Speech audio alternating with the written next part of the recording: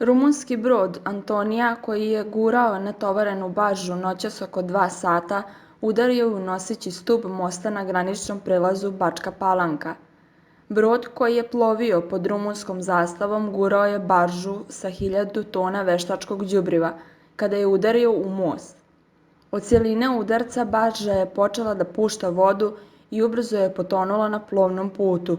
Na lice mesta, pored policije, izašla je vatrogasna ekipa, jer je prva prijava bila da je brod potonuo, ali na sreću ispostavilo se da je na dnu Dunava završila samo barža.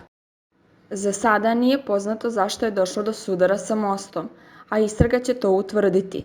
Za sada nije poznato kako će ogromna količina veštačkog đubriva u vodi uticati na okolinu.